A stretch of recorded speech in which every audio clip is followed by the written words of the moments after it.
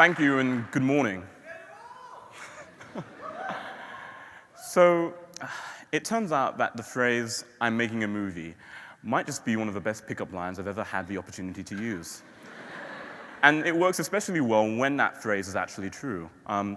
Unfortunately for me, the first time I did use it, I'd never done anything as complicated as even make a YouTube video. And yet that didn't stop me from playing along when my cousin, the wonderful fellow that he is, on one spring night on the London Underground, approached a really beautiful woman and told her that I was a budding filmmaker. I took some story out of nowhere about a janitor who had fallen in love with a thief who may have stolen from him, and sort of made it work. And it turned out pretty well until we realized that this woman was, in fact, a professor of film at the University of London. Right. Nonetheless, I woke up the next morning with this woman's business card in my pocket and the idea for what would eventually be my first feature film, Steal Away. Just as I had done that night, I pieced together some story about a janitor who falls in love with someone who's stolen from him. And it sort of came together in that I arranged a film around the idea of what happens when someone whose job it is to keep things locked dates someone whose job is the exact opposite of that. Tension, right? In any case, writing the film was hard because I was conflicted. I couldn't quite put away the thought that that woman on the train platform had not really bought a word of what I'd said. And why would she? She knew everything there was to know about film. And although I could answer the hows of the things, how maybe I'd gotten this great group of friends together, how my roommates had hid in our basement for 20 minutes while I filmed something, which ended up happening, I couldn't answer the why of the thing. First off, why was I chasing a woman almost 20 years my senior year on a train platform? Second, why was I lying about a movie that I had not yet created? And third, why tell stories at all? Why are stories important? To answer this, I started with just going back to my roots. The portion and the notion that stories tell us where we're from and who we are. For me, Emmanuel Dzotsi, I am the grandson of Ghanaian and Dominican people who emigrated to the United Kingdom just after World War II. For me, growing up as a child, stories were a way to connect who I was and how grateful I should be for the opportunities I've been afforded. Because of my dad's job, I had the opportunity to move a lot as a child, moving from England to Belgium and then to America. Stories serve a definitive purpose for my parents in trying to connect these different people and creating context around them to describe them, these relatives, these wonderful people who had done so much for me that I only saw and talked to maybe 1 or 2 times a year. These stories were important. They served an important utility, and that utility was that they were meant to be shared. For me, however, when I first started writing Steal Away, I couldn't understand what on earth there was worth sharing in it. I held on to it for months, and even though friends asked about it, I wouldn't share it with them. And yet, by November of that year, I had been convinced. I took a deep breath and pressed send. And the response I got was so positive. People from all disciplines, all of my friends, music majors, pre-med students, pre-law students, engineers, were taken aback with the fact that I'd written the story. They took the time to read it and gave me comments. And that's the thing about getting comments. When they're positive, when you receive positive feedback, you want to keep doing something. So I kept working with it. These email chains turned into production meetings. And before long, it was January, and suddenly I had a whole cast and crew of people looking for me for direction. Because I was just that. I was going to direct this movie. We embarked on a really, really ambitious schedule. We said, well, everyone has class from 9 to 5, so let's shoot from 7 to 9. The problem with this is that you only have about half an hour of daylight in that time at this point in the winter, as you all know. So what we would do is we planned a series of all-day shoots, all days and Saturdays. And on here, I was banking on one thing. I'd taken all these different people from all these different walks of life, none of them really with any professional film acting experience. And I was just hoping that the answer to why one of the reasons storytelling is important would help me out. And that is that stories bring us together. I decided as well that I was going to film the hardest scene in the movie first. The hardest scene in the movie served pretty much the same purpose in that it brought all of these different characters, a janitor and thieves, together in one place. I needed a place where bad life decisions were being made, where people were more comfortable with talking to people that they don't normally know, and where maybe things could be a little bit predictable to cover up some of my naivety as a filmmaker. So of course I decided to film a college party. The way we did this was pretty much just by placing our actors inside a real party.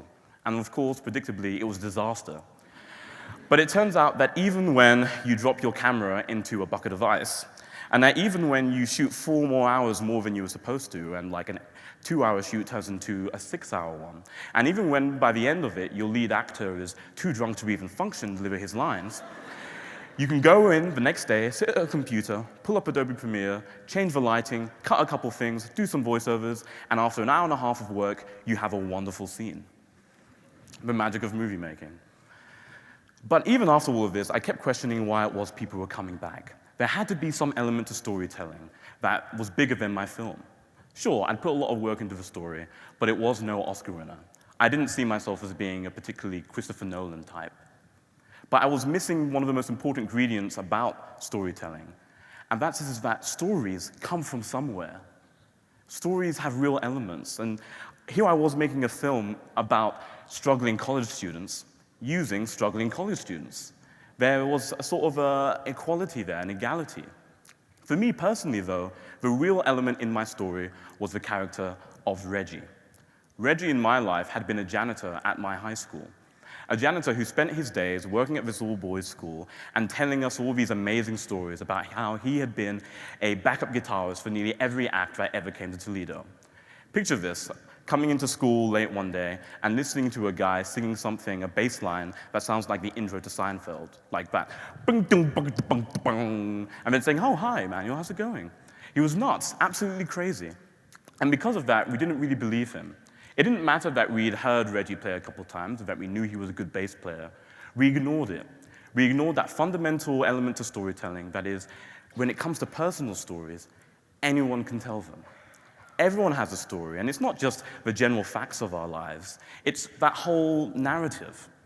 Sure, the facts of Reggie's life, it turned out later, was that he had been this great musician, who, for one reason or another, had ended up cleaning toilet bowls for a living.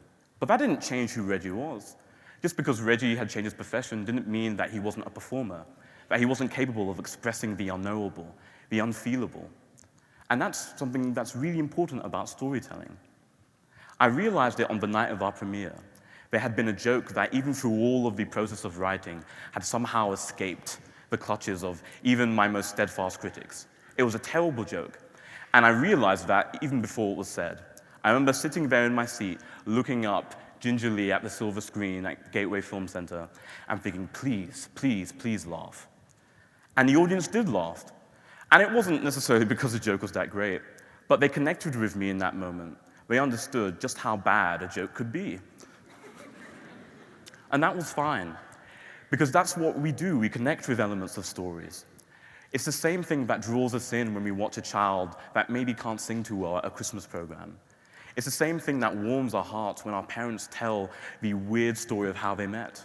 Personally, somehow, the line, "Do you come here often?" did it for my mother. But at the end of the day, when I looked around and saw my actors looking at themselves up on screen, I was so proud of them.